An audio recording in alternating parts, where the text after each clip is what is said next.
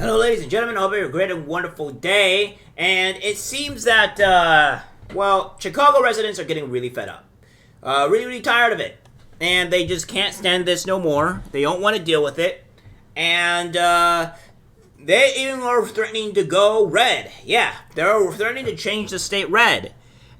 It's amazing to me that we're seeing such a huge shift in certain states, not so much New York, but Chicago is getting really fed up.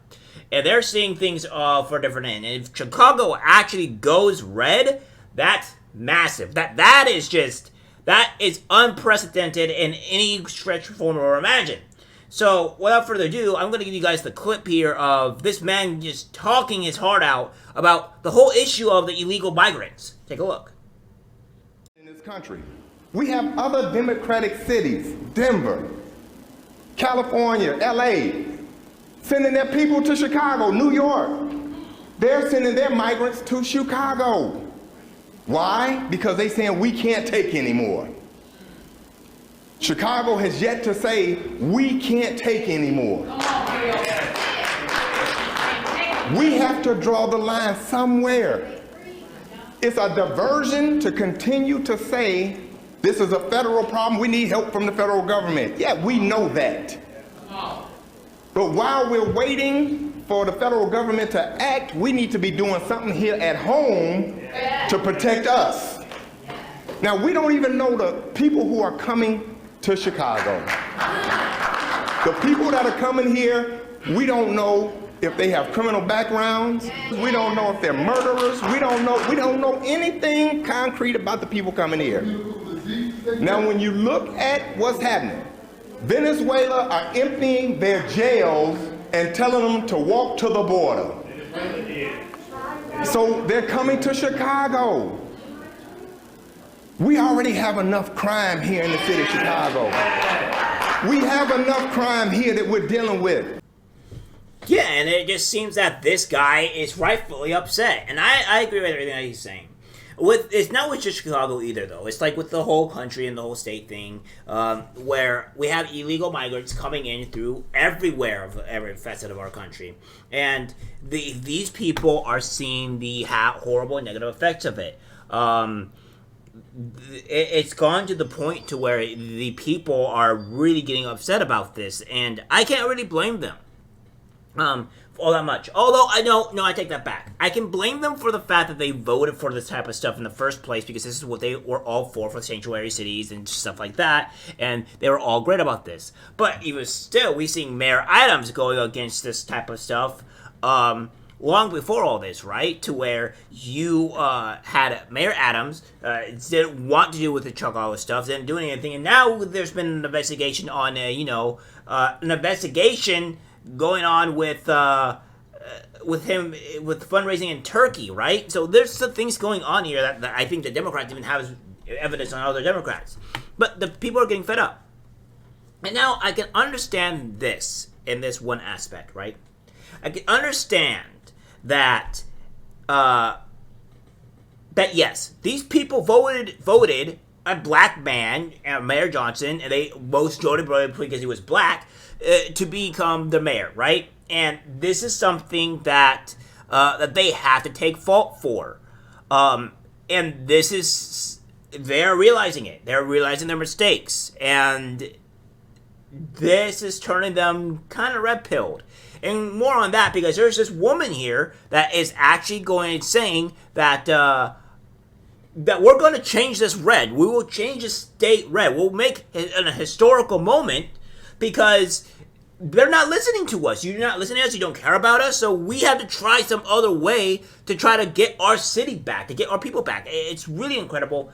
Take a look at this.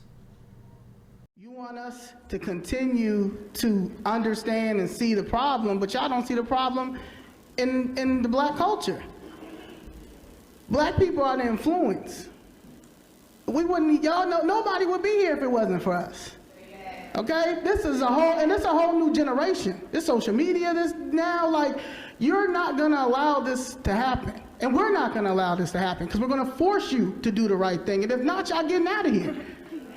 I was in Georgia when they flipped that state blue for the first time.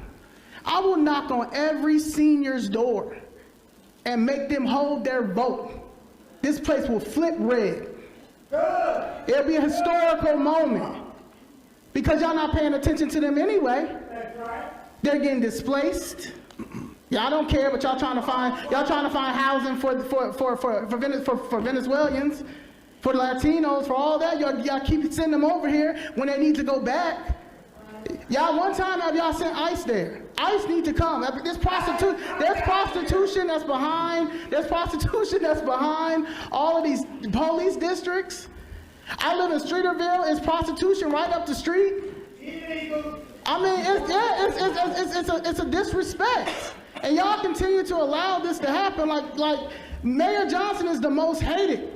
And he's going to continue to be hated. Only people that like him is teachers and some of y'all. Okay? I'm trying to tell you, my tax money is not going to continue to allow this. Y'all need to find our money. You need to put more things in our neighborhoods. Y'all aren't doing nothing. Small businesses, the only thing you're giving it to is Latinos. Nah, it's more than that. This is the most segregated city. And the United States is looking at us. Ms. Lee, thank you very much for your comments. However, your time has expired. There's only one problem that I have with this and the problem is that the time to expire thing. I can understand why it's there, but there is a time and place to where you need to have there's a time where there's no time needs to be here because these people need to speak their minds. They need to just do what they have to say, what's on their hearts, because it's getting really frustrating to have the mic turned off or ignored when people are really just speaking what they want to say, what they have in their heart. And these black folks are speaking what's in their heart, what they want and what they just don't want to believe in, what they believe in. And this is egregious. And they want to change the state red. At least she does. At the very least, they say we're going to change it red. And if that's the case, then you have gotten a huge problem to where now where the Democrats are facing a completely different state change to where it even benefits Trump. And if that's the case, it's even more devastating. And I heard they're also trying to take him away from the ballots as well, which is also another dictatorship, authoritarian type of deal. But of course, this is an insanity that's happening here across the country, and it needs to stop. And they're not very happy with it. And now we have this report here to where there's migrants that are probably not illegal migrants, but legal migrants that are coming here, not that are having to face stay in the cold winter in Chicago because all the illegals are coming. There's not proper vetting. There's not enough room, etc., etc. So this is what we have here. Concerned about is people who are exposed to the elements, especially 24/7 sleeping outdoors. We have reached a critical point in our city's migrant situation. Cold weather and snow have arrived. More than 3,000 new arrivals still don't have a roof over their heads. Casey Cronis is on the near north side with the latest. Warming buses are parked outside of 21 police districts across the city tonight, including here at District 18, where migrant families are still sleeping in tents on the cold and wet concrete. Despite the smiles and snowballs that came with experiencing flurries for the first time, a pressing situation is becoming more urgent by the day and by the degree. Even at 50 degrees Fahrenheit, you can develop hypothermia with prolonged exposure or with wet clothing. About 2 weeks ago, Beth Amadio, president and CEO of One Warm Coat, was contacted by the city. We have been told that some of the migrant families are getting off of the bus with their feet still wet. Her organization is one of several that officials are partnering with. Whether that's, making sure that people have access to coats, gloves, even shoes. Sometimes people are arriving in flip-flops. But long-term solutions are desperately needed.